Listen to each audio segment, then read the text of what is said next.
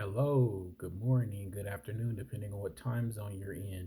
While I was getting my mom's car washed, an idea came to me while I was reading the Batman book that I'm still reading slowly but surely. Batman is the root cause of his own nemesis, multiple nemesis. I say that because I love Batman, but you have to look at Batman as a whole context.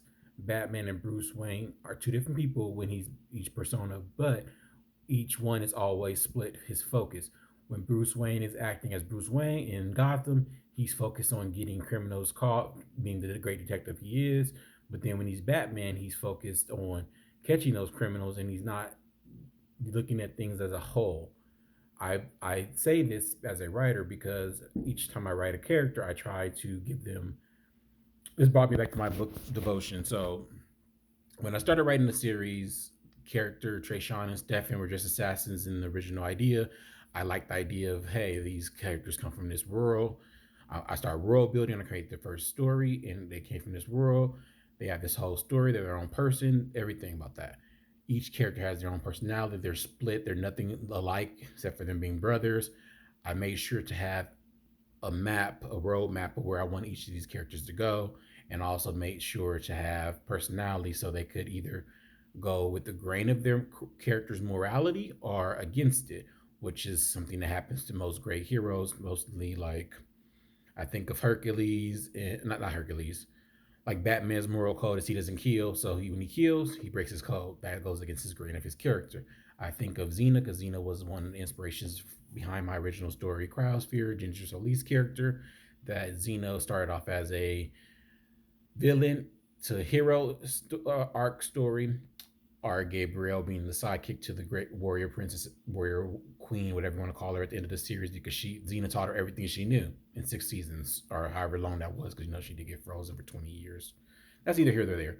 But with Batman and Bruce Wayne, they don't look at what's going on in Gotham as a whole. It's always, oh, the Joker right now, oh, Catwoman, oh, Penguin, oh, this character's never, how could you fix this systematically?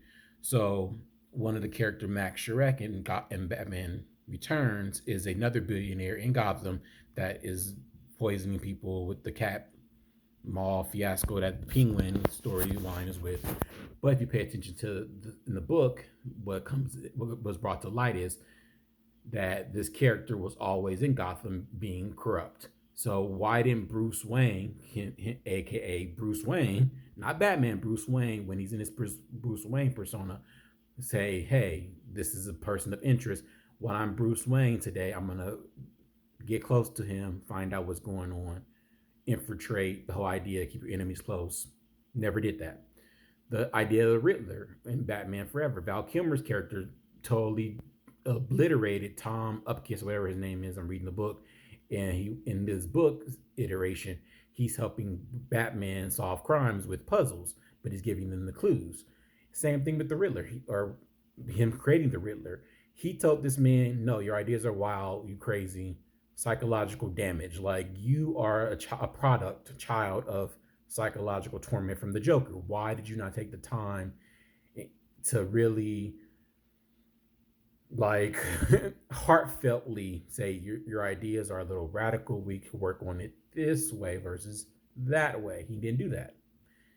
He just was like, "Nope, I gotta go. The bastion is up. I gotta go. Your ass is crazy," and he was fired. And domino effect of creating the Joker.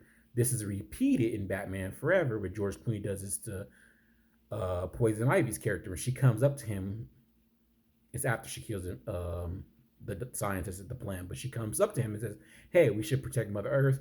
Here's the plant. You have the money and the resources to protect the Earth. We need to do that. Screw humans." Same thing. His whole thing was your ideas are radical. I don't care. You're not looking at the whole picture. He's telling someone else his own Achilles heel, not looking at the whole picture. Like your ideas are wild. You didn't even listen to our ideas to be like, hey, I like what you're doing. Let's do it on a small scale to see if it even works on a large scale. There's a way to deter people in a positive way. That's why it's in the workplace or when you're giving comments, criticism is called positive, negative, positive. You don't, it's a sandwich. You put the negative in between positive. Hey, I'm glad you want to take care of Mother Earth. Your ideas are not correct, or the way you're going about it is not the right way. Let's work together to get you where you want to go. He just was like, "Hey, your ideas sound great, but it will cause millions of people to die. Can't do it. Gotta go." Like his dismissiveness of these people, not I'm gonna say characters of people, and it's throughout his career as Batman makes him create his own villains. He's creating these characters, these villains, by being dismissive of people when he's Bruce Wayne. His impact as Bruce Wayne impacts his job as Batman. You're creating more problems by not taking the time and energy to really focus on why these people have these ideas, why these people are not fulfilled. He's just like, oh, nope, your ideas are not right. Let's go. Keep it pushing. So like I said, all this was a part of my writing process to see what people do good in writing and people what they could be fixed on. So I tried to make sure that all my characters have deep in depth character development. That's why I'm rereading my own books to say what I've already said, to kind of match it together with what's going forward. So that way I'm not missing pieces, elements that were mentioned. Somebody mentions this as they we watched Charmed.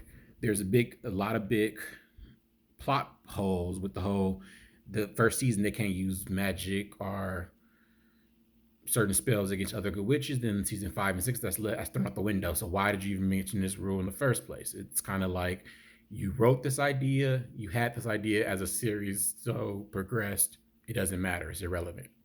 You don't want to do that with a story. You don't want because that's inconsistency, and fans do the fandom will figure that out and will bring it back up. Like, hey, you mentioned this rule, you do it fat, you play fast and loose with it later. The same thing with time travel. Season one, they were able to go back in time and meet their mom. That was great, but then they found out they couldn't change time because it messed with the whole idea of how that would work in the future. So they couldn't kill Nicholas in the past, but they were able to kill him in the future. But someone had a theory that event and them going back in time created alternate universes, which is why Prue died, which is neither here nor there, but it's an interesting theory. And I also like the idea that created an alternate world, which is why they didn't survive. You never know. But then in season two, they do the whole go to the future idea, where Viper meets her baby, and then she alters the future by certain events, and she thought she was having a daughter. In season 5, she's having a son. So this is what I'm talking about. Certain events you play fast and loose with rules and time travel, but then later on you're like, yeah, it didn't matter. It was just a writing plot for that one episode, that one moment. You don't want to do that. That's even why in my series, certain events happen in Cryosphere. That series ended, but there was only one person left with powers, and I left it that consistency of the story. And then when I brought it back up in a different series, I said magic is the exception to the rule. Magic has nothing to do with powers. Magic is everlasting. So the person that controls magic that went and helped talk to her child didn't have anything to do with that. That can work because I made that a caveat when I made the series Torn Lineage. Same thing with Torn Lineage. That's a different universe, different world, different things are happening there. So what happened in Cryosphere World universe is not what's happening in Torn Lineage universe. The same thing what happened in Torn Lineage universe does not affect Trey, Sean, and Stefan because they're in another universe. Like it's all like a branch, but it's split. Because I even say it, they're thrown into an alternate universe. I highlight that explicitly because what they thought was what their reality is not their reality, not their experience, is not what's going on. So you don't want to start a story and then go, oh, that had no point, no relevance. It was just a plot device. That was all my thoughts when I was getting my mom's car washed, reading Batman, thinking about my own story and what I like to do, make sure I'm world building and also consistency with my stories and characters.